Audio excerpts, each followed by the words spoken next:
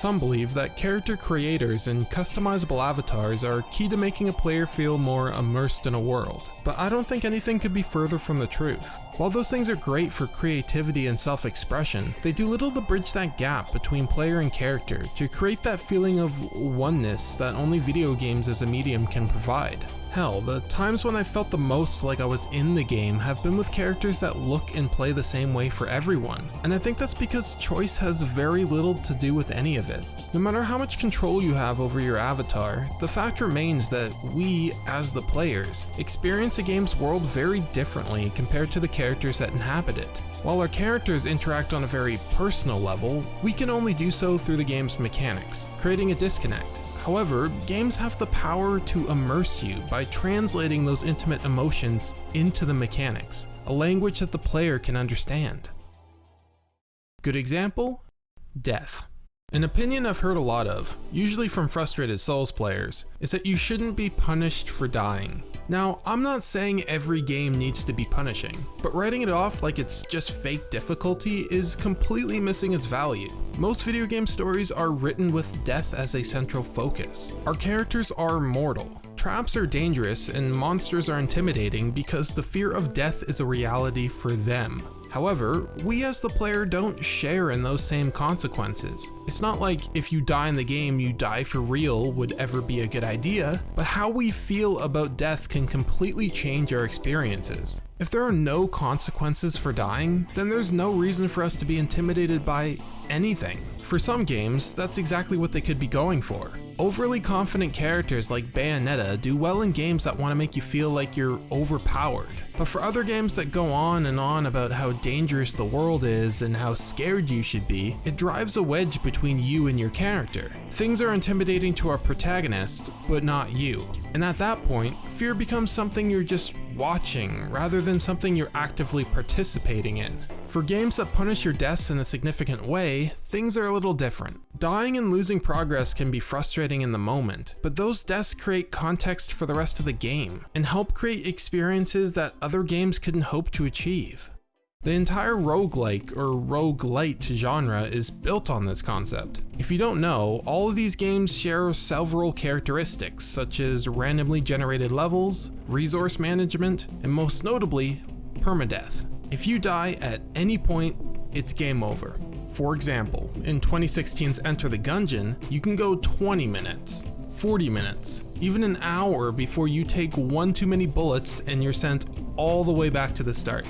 For some, that might be an insane way to play, but this is the system that makes these games unique. Because you become so overprotective of this one life you have, you approach the world differently. All of a sudden, that element of randomness that would probably just be annoying in another game becomes something threatening. Not knowing what's around the corner or what's in the next room is scary because you're not able to prepare for it. Every item you pick up becomes valuable because you know you'll only get so many in this one run.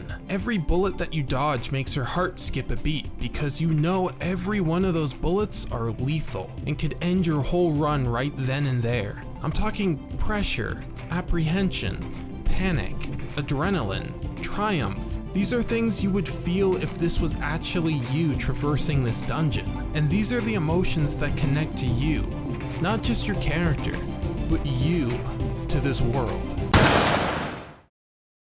Here's another example in the same vein. Heights. Have you ever been playing a game and you find yourself in a high up place and this little voice inside your head asks, "Can I fall here?" And I'm sure after that, one of two things proceed to happen. One, you plunge off the edge to your imminent death and you go, "Oh, I can fall." Or two, you run into an invisible wall that stops you. I think the reason why we're so curious is because we want to see how heights affect us as the player, even if there's little to no chance we'll fall off during play. Maybe this is obvious, maybe it's not, but it doesn't matter how much a game shows you how high up your character is. If we can't feel that fear of heights in the only way we can as players, through our character falling to their death, then that environment isn't something we're experiencing. Good example of this is the 2008 reboot of Prince of Persia. In this game, the developers decided to do away with traditional fail states, or death screens, in order to keep the flow of gameplay moving. So what they did was add a companion character named Elika. Anytime the prince slips up his parkour, Elika will always catch him before he ever falls more than a few feet. This does make the game feel a lot more seamless, but there is something being lost here. I played through this game multiple times, and it took me watching a Let's Play years later to really notice how scarily high up the prince is most of the time. Despite that fact, when I was playing, it never really felt like it. Seeing Elika save you over and over and over again plays a role in how you view those high up cliffs. And over time, you stop seeing them as cliffs altogether. It's that same feeling you get when you run into that invisible wall, and you realize you're not really on an edge. You're enclosed in a room. My brain no longer sees the open air inviting the prince to a swift death. It sees a trampoline ready to bounce me back up anytime I make a mistake. When I think of the games that made me feel that slight sense of vertigo, I think of the ones that made falling a strong deterrent. Something that would set me back if I wasn't careful. At that point, I'm sharing in that fear of heights. That shared motivation is what connects us. In Prince of Persia 2008, it becomes something that disconnects us. Every time the prince lets out that panicky yell, I'm pushed out of the world, because I don't care that he slipped up. I know, for certain, that he's not gonna fall, and there won't be any negative consequences. Elika might help the game flow a little better, but she becomes something that breaks immersion for the player. Speaking of breaking immersion, nothing will take you out of an experience faster than this little scenario. Make haste and retreat. Okay, here we go. Amir. Kata! Flashwind.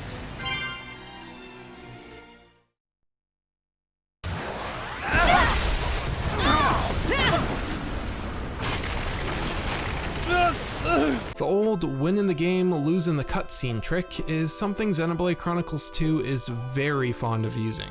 I think the reason why this sort of thing can be so frustrating is because you're being drop-kicked right out of the shoes of your character. You're being told, hey, you won, congrats. But Rex here is being told, you lost, you weren't strong enough. Again, we can only experience the world through the game's mechanics, in this case, the battle system. Whenever we succeed, Rex has to succeed too. If he doesn't, then there's not much connecting us on an emotional level. I'm not a big fan of these types of scenarios, but if it has to be done, then the game should just go ahead and kick both of your asses. My favorite example of this has to be from Tales of Symphonia. Spoilers for Symphonia. Skip to this number if you don't want to see it. You've been warned. 5, 4, 3, 2, 1, okay. Midway into the game, the party finds themselves facing off against a boss. Once you beat him, you're immediately thrown into another boss fight with a much stronger enemy.